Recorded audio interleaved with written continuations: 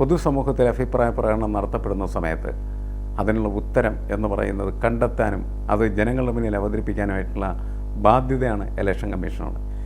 എങ്ങനെയാണ് വോട്ട് മോഷണം നടത്തിയത് എന്ന് വളരെ കൃത്യമായിട്ട് അദ്ദേഹം കാര്യങ്ങൾ അവതരിപ്പിച്ചുകൊണ്ടാണ് പറയുന്നത്.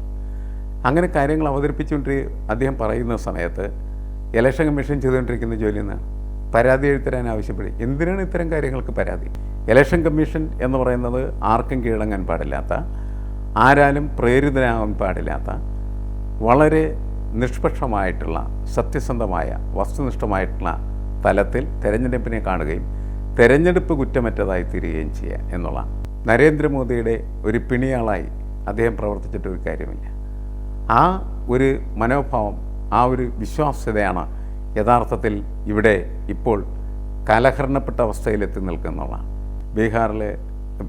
ബീഹാർ ഇലക്ഷനുമായിട്ട് ബന്ധപ്പെട്ട് ഹരിയാനയെ സംബന്ധിച്ച് പറഞ്ഞ സമയത്ത് അതൊരു വലിയ വാർത്തയായി കൊണ്ടു നടക്കാനോ അതിനെ ആഘോഷിക്കാനോ അല്ലെങ്കിൽ അതിൽ വസ്തുതാപരമായിട്ട് എന്തെങ്കിലും ഉണ്ടെന്ന് പരിശോധിക്കാൻ കേരളത്തിലെ CPM തയ്യാറായില്ല.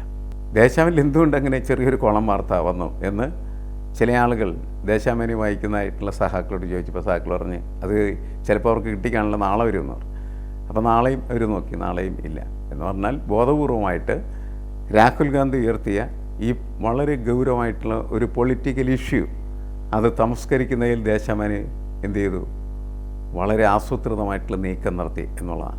രാഷ്ട്രീയമുണ്ട്, നിങ്ങൾക്ക് കക്ഷി രാഷ്ട്രീയമുണ്ട്. നിങ്ങൾ BJP കാരനാവും, കോൺഗ്രസ്സുകാരനാവും, അല്ലെങ്കിൽ CPM-കാരനാവും, CPI-കാരനോ മുസ്ലിം ലീഗുകാരനോ, അങ്ങനെയുള്ള ആര് വേണമെങ്കിലും ആവും. ഇപ്പോൾ ബീഹാറിലുള്ള JD-യും അങ്ങനെയൊക്കെയുള്ള സംഘങ്ങളായിട്ട് പ്രവർത്തിക്കും. പക്ഷേ പ്രശ്നം എന്താണ്? It's A question of democracy. ജനാധിപത്യത്തിൻ്റെ ഒരു ചോദ്യമാണ്. ജനാധിപത്യത്തിൽ ഇത്തരത്തിലുള്ള വിഷയങ്ങൾ നടക്കാൻ പാടുണ്ടോ? നടക്കാൻ പാടില്ല.